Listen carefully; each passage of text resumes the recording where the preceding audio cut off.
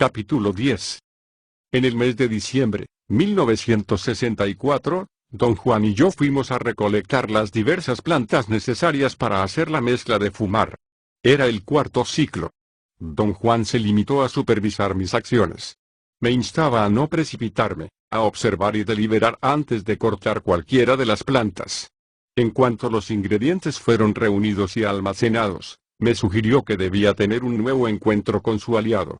Jueves, 31 de diciembre, 1964. Ahora que sabes un poco más sobre la hierba del diablo y el humito, puedes decir con más claridad a cuál de los dos prefieres, dijo don Juan. En serio, el humito me da terror, don Juan.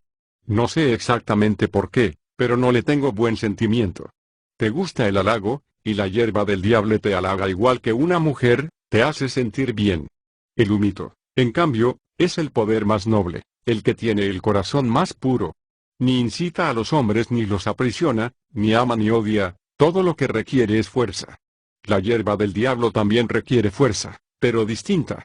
Algo más parecido a ser ardiente con las mujeres. En cambio, la fuerza que el humito requiere es la fuerza del corazón. Él no es como la hierba del diablo, llena de pasiones, celos y violencias. El humito es constante. No tienes que preocuparte de que a lo mejor se te olvidó algo y te va a llevar la chingada. Miércoles, 27 de enero, 1965. El martes 19 de enero fumé nuevamente la mezcla alucinógena. Le había dicho a don Juan que el humito me asustaba, y que le tenía mucha aprensión. Él dijo que yo debía probarlo de nuevo para evaluarlo con justicia. Entramos en su cuarto. Eran casi las 2 de la tarde. Sacó la pipa. Fui por las brasas y nos sentamos uno frente a otro. Dijo que iba a calentar la pipa y a despertarla, y que si me fijaba bien la vería relumbrar. Llevó la pipa a sus labios 3 o 4 veces y chupó a través de ella. La frotó con ternura. De pronto me hizo un signo casi imperceptible con la cabeza, indicándome que mirara el despertar de la pipa. Miré, pero no pude verlo. Me entregó la pipa. Llené el cuenco con mi propia mezcla, y luego recogí una brasa usando unas tenazas que había hecho con unas pinzas de madera para ropa y que había estado guardando para esta ocasión. Don Juan miró mis tenazas y empezó a reír. Vacilé un momento, y el carbón se pegó a las tenazas. No me atreví a golpearlas contra el cuenco de la pipa, y tuve que escupir en la brasa para apagarla. Don Juan volvió la cabeza y se cubrió el rostro con el brazo. Su cuerpo se sacudía. Por un momento creí que lloraba, pero estaba riendo en silencio. La acción se interrumpió largo rato. Luego él mismo recogió velozmente una brasa, la puso en el cuenco y me ordenó fumar. Se requería todo un esfuerzo para chupar a través de la mezcla, parecía ser muy compacta. Tras el primer intento ya tenía yo el fino polvo en la boca. La adormeció al punto. Yo veía el resplandor en el cuenco, pero jamás sentí el humo como se siente el humo de un cigarro. Sin embargo, tenía la sensación de inhalar algo que primero llenaba mis pulmones y luego se impulsaba hacia abajo para llenar el resto de mi cuerpo. Conté 20 inhalaciones, y después la cuenta ya no importó. Empecé a sudar. Don Juan me miró fijamente y me dijo que no tuviera miedo e hiciese exactamente lo que él me indicara. Traté de responder bueno, pero en vez de ello produje un extraño sonido ululante. Continuó resonando después de que hube cerrado la boca. El sonido sobresaltó a don Juan, quien tuvo otro ataque de risa. Quise decir sí con la cabeza, pero ésta no podía moverla. Don Juan me abrió suavemente las manos y se llevó la pipa. Me ordenó acostarme en el piso, pero sin dormirme. Pensé que tal vez me ayudaría a acostarme, pero no lo hizo. Solo me miraba sin interrupción. De pronto vi girar el cuarto y me hallé mirando a don Juan desde una postura de costado. A partir de ese punto, las imágenes se hicieron extrañamente borrosas, como en un sueño. Puedo acordarme vagamente de haber oído a don Juan hablarme mucho durante el tiempo que estuve inmovilizado. No experimenté miedo, ni desagrado, durante el estado en sí, ni me sentí mal al despertar el día siguiente. Lo único fuera de lo común fue que no pude pensar con claridad por un largo rato después de despertar. Luego, gradualmente, en un período de 4 o 5 horas, volví a ser yo mismo. Miércoles, 20 de enero, 1965. Don Juan no habló de mi experiencia, ni me pidió que se la relatara. Solamente comentó que me había dormido demasiado pronto. La única forma de seguir despierto es convertirse en pájaro o grillo o algo por el estilo, dijo. ¿Cómo se hace eso, don Juan? Es lo que te estoy enseñando. ¿Te acuerdas de lo que te dije ayer cuando estabas sin cuerpo? No puedo recordar claramente. Yo soy un cuerpo. Te estoy enseñando a convertirte en cuerpo. Cuando aprendas eso, seguirás despierto y te moverás con libertad, de otro modo siempre estarás pegado al suelo, donde quiera que caigas. Domingo, 7 de febrero, 1965. Mi segunda prueba con el humito tuvo lugar a eso del mediodía del domingo 31 de enero. Desperté al día siguiente, al empezar la noche. Me sentía poseedor de un poder fuera de lo común para recordar lo que don Juan me había dicho durante la experiencia. Sus palabras estaban impresas en mi mente. Yo seguía oyéndolas con claridad y persistencia extraordinarias. Durante esta prueba hubo otro hecho que se me hizo obvio: mi cuerpo entero se había entumido poco después de que empecé a tragar el polvo fino que se metía en mi boca cada vez que yo chupaba la pipa. De modo que, no solo inhalaba el humo, sino también ingería la mezcla. Traté de narrar mi experiencia a don Juan. Él dijo que yo no había hecho nada importante. Dije que podía recordar cuánto había ocurrido, pero él no quería saber de eso. Cada recuerdo era preciso e inconfundible. El proceso de fumar había sido el mismo que en el intento previo. Era casi como si ambas experiencias perfectamente pudieran yuxtaponerse, y yo pudiese iniciar mi recuento desde el momento en que la primera experiencia terminaba. Recordaba con claridad que desde el instante de caer de costado sobre el piso estuve completamente privado de sentimiento y pensamiento. Pero mi claridad no se menoscaba en modo alguno. Recuerdo haber tenido mi último pensamiento más o menos en el momento en que el cuarto se convirtió en un plano vertical. Debí de golpearme la cabeza en el suelo, pero no siento dolor. Desde ese momento solo pude ver y oír. Me era posible repetir cada palabra que don Juan había dicho. Seguí una por una todas sus indicaciones. Parecían claras, lógicas y fáciles. Dijo que mi cuerpo estaba desapareciendo y solo mi cabeza quedaría, y en tal circunstancia la única manera de seguir despierto y moverse era convertirse en cuerpo.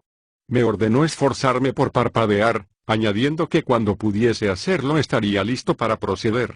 Luego me dijo que mi cuerpo se había desvanecido por entero y que yo no tenía sino mi cabeza. Dijo que la cabeza nunca desaparece porque es lo que se transforma en cuerpo. Me ordenó parpadear. Sin duda repitió esta orden, y todas las otras, incontables veces, pues yo podía acordarme de ellas con claridad extraordinaria. Debí de parpadear, pues don Juan dijo que me hallaba listo y me ordenó enderezar la cabeza y ponerla sobre la barbilla. Dijo que en la barbilla estaban las patas de cuerpo. Me instó a sentir las patas y a observar que iban saliendo despacio. Luego dijo que yo no estaba sólido aún, que debía crecerme una cola, y que la cola saldría de mi cuello. Me ordenó extender la cola como un abanico y sentirla barrer el suelo. Luego habló de las alas del cuerpo, y dijo que saldrían de mis pómulos. Dijo que era duro y doloroso. Me ordenó desplegarlas. Dijo que habían de ser extremadamente largas, tanto como me fuera posible extenderlas, de otro modo no podría yo volar. Me dijo que las alas estaban saliendo y eran largas y hermosas, y que yo debía agitarlas hasta que fueran alas de verdad. Habló de la parte superior de mi cabeza y dijo que aún era muy grande y pesada, su bulto me impediría el vuelo. La manera de reducir su tamaño era parpadear. Con cada parpadeo mi cabeza se achicaría más. Me ordenó parpadear hasta que el peso de arriba hubiese desaparecido y yo pudiera saltar libremente. Luego me dijo que había reducido mi cabeza al tamaño de un cuervo, y que debía caminar y saltar hasta perder la tiesura.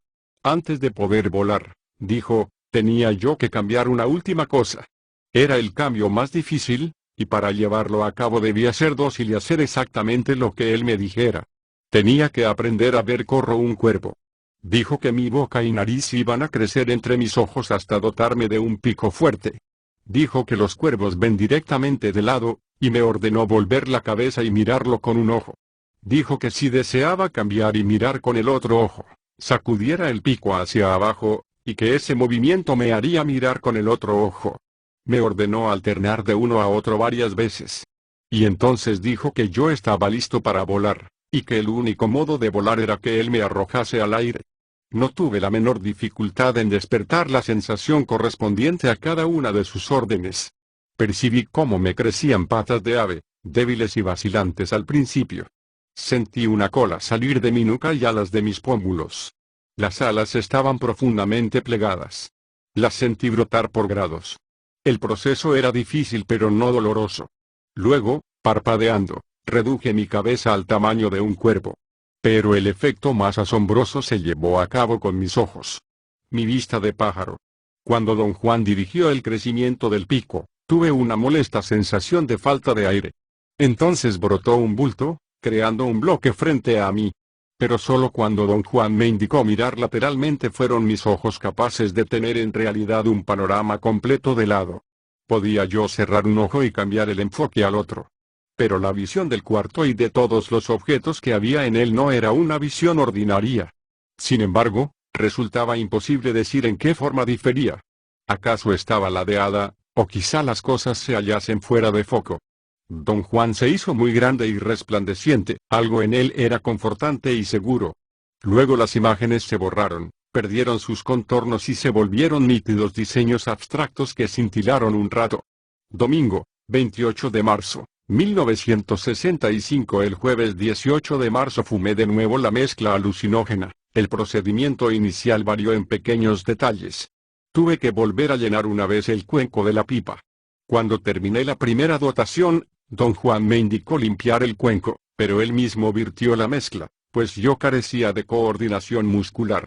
Me costaba mucho esfuerzo mover los brazos. Había en mi bolsa mezcla suficiente para una nueva carga. Don Juan miró la bolsa y dijo que aquella era mi última prueba con el humito hasta el año siguiente, pues ya había agotado mis provisiones. Volvió del revés la bolsita y sacudió el polvo sobre el plato de las brasas. Ardió con un resplandor naranja, como si don Juan hubiera puesto sobre los carbones una lámina de material transparente. La lámina estalló en llamas, y luego se quebró en un intrincado diseño de líneas. Algo describía zigzag dentro de las líneas, a gran velocidad. Don Juan me dijo que mirara el movimiento en las líneas. Vi algo que parecía una canica pequeña rodando de un lado a otro en el área resplandeciente. Él se agachó, metió la mano en el resplandor, recogió la canica y la colocó en el cuenco de la pipa. Me ordenó dar tina fumada. Tuve la clara impresión de que había puesto la pequeña bola en la pipa para que yo la inhalase. En un momento el cuarto perdió su posición horizontal. Experimenté un entumecimiento profundo, una sensación pesada. Al despertar, yacía de espaldas en el fondo de una zanja de riego poca profunda, sumergido en agua hasta la barbilla. Alguien sostenía mi cabeza. Era don Juan. Mi primer pensamiento fue que el agua en la zanja tenía una calidad insólita, era fría y pesada. Me golpeaba suavemente, y mis ideas se aclaraban a cada uno de sus movimientos. Al principio el agua tenía un halo o fluorescencia verde brillante que pronto se disolvió, dejando solo una corriente de agua común. Pregunté la hora a don Juan. Dijo que era temprano, de mañana. Tras un rato, ya completamente despierto, salí del agua. Debes decirme todo lo que viste, dijo don Juan cuando llegamos a su casa. También dijo que había estado tratando de hacerme volver durante 3 días, y había tenido muchas dificultades al hacerlo. Hice muchos intentos de describir lo que había visto, pero no podía concentrarme. Más tarde, al anochecer, me sentí listo para hablar con don Juan y empecé a contarle lo que recordaba desde el momento en que caí de costado, pero él no quería oír de eso. Dijo que la única parte interesante era lo que vi e hice después de que él me echó al aire y yo salí volando. Todo cuanto recordaba era una serie de imágenes o escenas oníricas. No tenían orden de secuencia. Tuve la impresión de que cada una era como una burbuja aislada, que flotaba hasta quedar en foco y luego se alejaba. Sin embargo, no eran simplemente escenas para mirar. Yo estaba dentro de ellas. Tomaba parte en ellas. Cuando traté de evocarlas, tuve al principio la sensación de que eran destellos vagos, difusos, pero pensándolas me di cuenta de que cada una era extremadamente clara, aunque sin relación alguna con mi forma ordinaria de ver las cosas. De allí la sensación de vaguedad. Las imágenes eran pocas y sencillas. Apenas don Juan mencionó haberme echado al aire, Tuve un leve recuerdo de una escena absolutamente clara en la cual yo lo miraba de lleno, desde alguna distancia. Miraba solo su cara. Tenía un tamaño monumental. Era plana, con un resplandor intenso. Su cabello era amarillento y se movía.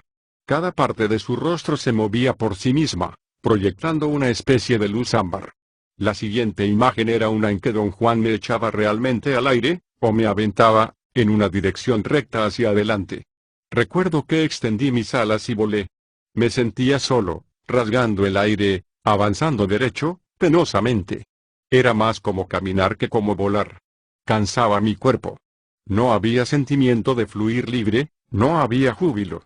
Entonces recordé un instante hallarme inmóvil, mirando una masa de filos agudos, oscuros, en un área que tenía una luz opaca y dolorosa. Luego vi un campo con una variedad infinita de luces. Las luces se movían y parpadeaban y cambiaban su luminosidad. Eran casi como colores. Su intensidad me deslumbraba. En otro momento, había un objeto casi contra mi ojo. Era grueso y puntiagudo, tenía un definido brillo rosáceo. Sentí un temblor súbito en alguna parte del cuerpo y vi una multitud de formas rosadas similares venir hacia mí. Todas se me acercaban. Me alejé de un salto. La última escena que recordé fue de 3 aves plateadas. Irradiaban una luz metálica, lustrosa, casi como acero inoxidable pero intensa y móvil y viva. Me gustaron. Volamos juntos. Don Juan no hizo ningún comentario sobre mi recuento. Martes, 23 de marzo, 1965. La siguiente conversación tuvo lugar al otro día, después del relato de mi experiencia. Don Juan dijo: no se necesita gran cosa para volverse cuervo. Lo hiciste y ahora siempre lo serás. ¿Qué pasó después de que me volví cuervo, don Juan? ¿Volé durante 3 días? No, regresaste al caer la noche, como yo te había dicho. Pero, ¿cómo regresé? Estabas muy cansado y te dormiste. Eso es todo. Quiero decir, ¿volé de regreso? Ya te dije. Me obedeciste y regresaste a la casa. Pero no te preocupes por ese asunto. No tiene importancia. ¿Qué es importante, entonces? En todo tu viaje hubo una sola cosa de gran valor, los pájaros plateados. ¿Qué tenían de especial? ¿Solo eran pájaros? No. Eran cuervos. Eran cuervos blancos, don Juan. Las plumas negras del cuervo son en realidad plateadas. Los cuervos brillan tan fuerte que las demás aves no los molestan. ¿Por qué parecían plateadas sus plumas? Porque estabas viendo como cuervo. Un ave que nos parece oscura le parece blanca a un cuervo. Las palomas blancas, por ejemplo, son rosas o azuladas para un cuervo, las gaviotas son amarillas. Ahora, trata de recordar cómo te juntaste con ellos. Pensé en eso, pero los cuervos eran una imagen nebulosa, disociada, sin continuidad. Le dije que solo podía recordar que sentí haber volado con ellos. Preguntó si me les había unido en el aire o en la tierra, pero yo no tenía modo de responder. Casi se enojó conmigo. Exigió que pensara en eso. Dijo: todo esto vale pura madre, no es sino un sueño de loco, a menos que recuerdes correctamente. Me esforcé por hacer memoria, pero no pude.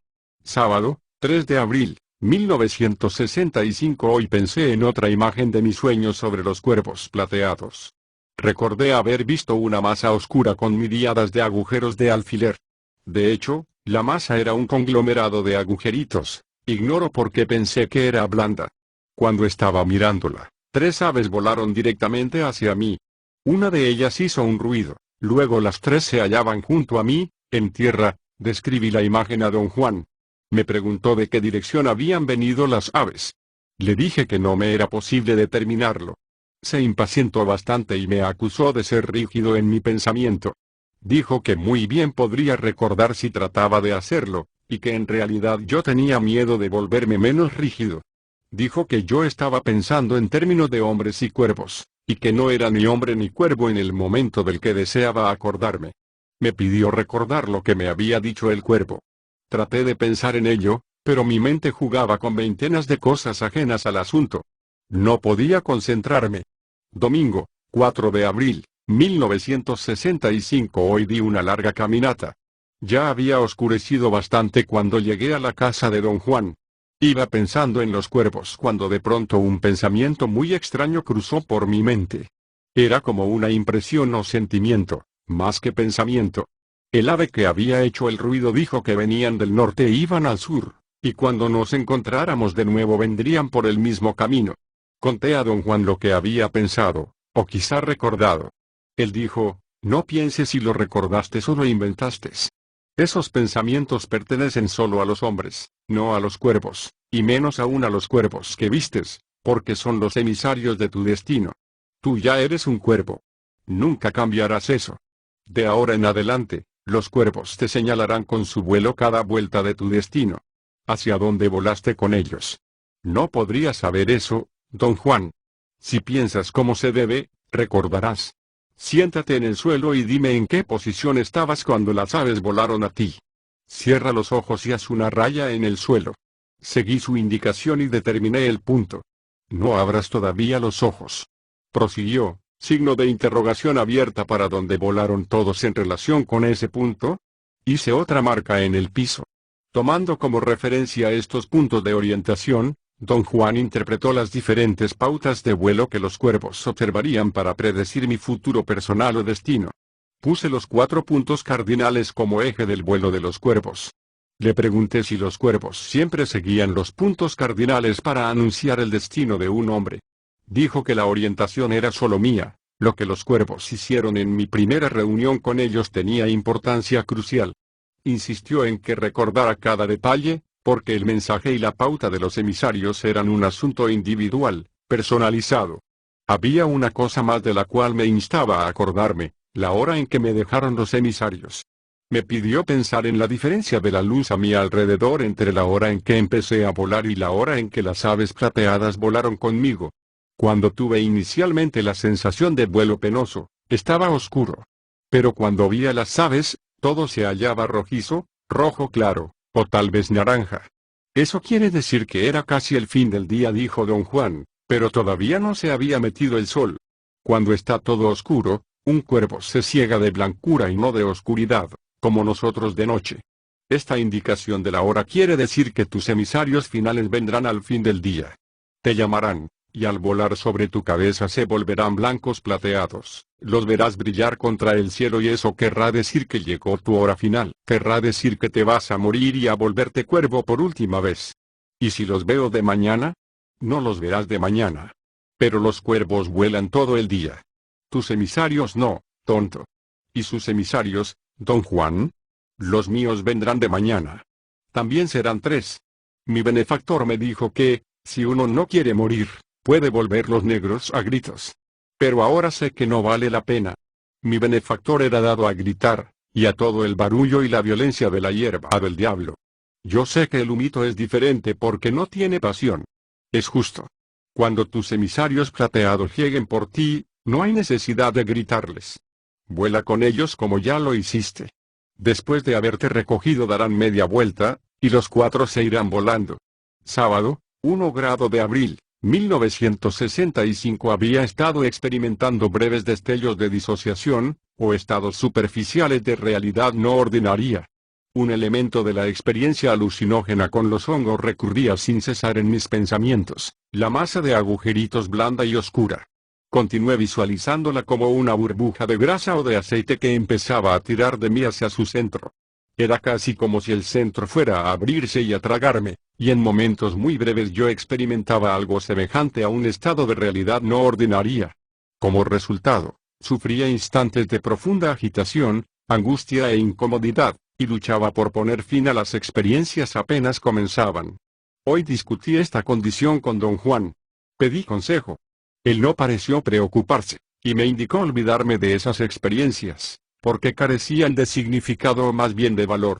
Dijo que las únicas experiencias dignas de mi esfuerzo y atención serían aquellas en las que viera un cuervo, cualquier otra clase de visión no sería sino el producto de mis temores. Me recordó una vez más que para usar el humito era necesario llevar una vida fuerte, calmada. En lo personal, yo parecía haber alcanzado un umbral peligroso. Le dije que me sentía incapaz de proseguir, había en los hongos algo verdaderamente aterrador. Al repasar las imágenes evocadas de mi experiencia alucinógena, Yo había llegado a la conclusión inevitable de que había visto el mundo en una forma estructuralmente distinta de la visión ordinaria. En otros estados de realidad no ordinaria que había atravesado, las formas y los diseños que visualizaba se hallaban siempre dentro de los confines de mi concepción visual del mundo. Pero la sensación de ver bajo la influencia de la mezcla alucinógena de fumar no era la misma. Todo lo que veía estaba frente a mí en una línea directa de visión, nada había encima ni abajo de esa línea de visión. Cada imagen tenía una irritante planura, y sin embargo, desconcertantemente, una gran profundidad. ¿Acaso sería más exacto decir que las imágenes eran un conglomerado de detalles increíblemente precisos colocados dentro de campos de luz diferente? La luz se movía en los campos, creando un efecto de rotación. Después de aguijarme y esforzarme por recordar, me hallé obligado a hacer una serie de analogías o símiles para entender lo que había visto. El rostro de don Juan, por ejemplo, parecía como sumergido en el agua. El agua parecía moverse en un fluir continuo sobre la cara y el cabello, los amplificaba a tal grado que, cuando yo enfocaba mi visión, podía ver cada poro de la piel o cada cabello de la cabeza. Por otra parte, vi masas de materia planas y llenas de aristas, pero no se movían porque no había fluctuación en la luz proveniente de ellas. Pregunté a don Juan qué eran las cosas que vi. Dijo que, siendo esta la primera vez que yo veía como cuervo, las imágenes no eran claras ni importantes, y que más tarde, con la práctica, me sería posible reconocerlo todo. Saqué a colación la diferencia que había notado en el movimiento de la luz. Las cosas que están vivas, dijo él, se mueven por dentro, y tan cuervo puede ver con facilidad cuando algo está muerto, o a punto de morir, porque el movimiento ya se paró o se va parando. Un cuervo sabe también cuando algo se mueve demasiado a prisa, y por lo mismo sabe cuando algo se mueve al paso justo. ¿Qué significa cuando algo se mueve demasiado a prisa, o al paso justo?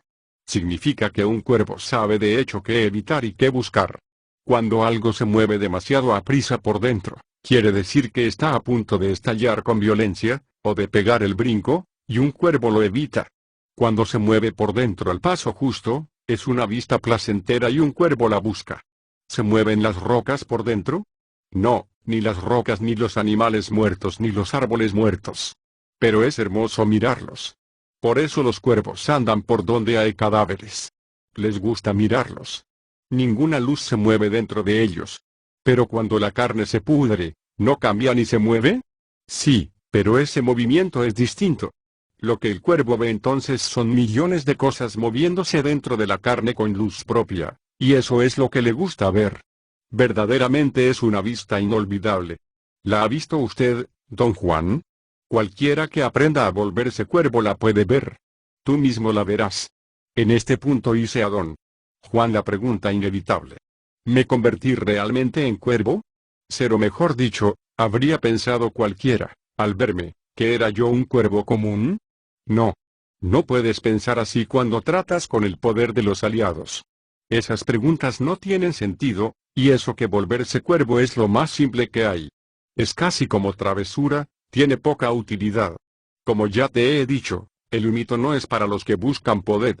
Es solo para quienes anhelan ver. Yo aprendí a volverme cuervo porque son las aves más efectivas de todas. Ninguna otra las molesta, a menos que sean águilas grandes y hambrientas, pero los cuervos vuelan en parvadas y pueden defenderse. Tampoco los hombres molestan a los cuervos, y eso es importante. Cualquiera puede distinguir un águila grande, sobre todo un águila fuera de lo común, o cualquier otra ave grande y fuera de lo común, pero, ¿a quién le interesa un cuervo? Un cuervo está seguro. Es ideal en tamaño y en naturaleza. Puede meterse donde sea sin llamar la atención. En cambio, volverse oso o león es posible, pero sale bastante peligroso. Una criatura de esas es demasiado grande, se necesita demasiada energía para convertirse en ella. También puede uno volverse grillo, o lagartija, o hasta hormiga, pero eso es todavía más arriesgado, porque los animales grandes cazan a las criaturas pequeñas. Señalé que, según lo que él decía, uno se transformaba realmente en cuervo, o grillo, o cualquier otra cosa. Pero él insistió en que yo entendía mal. Se necesita mucho tiempo para aprender a ser un cuervo cabal, dijo. Pero tú no cambiaste, ni dejaste de ser hombre. Es otra cosa lo que pasa. ¿Puede usted decirme qué es la otra cosa, don Juan? A lo mejor a estas alturas ya tú mismo lo sabes. Quizás si no tuvieras tanto miedo de volverte loco, o de perder tu cuerpo, entenderías este secreto maravilloso. Pero a lo mejor debes esperar a perder tu miedo para entender lo que quiero decir.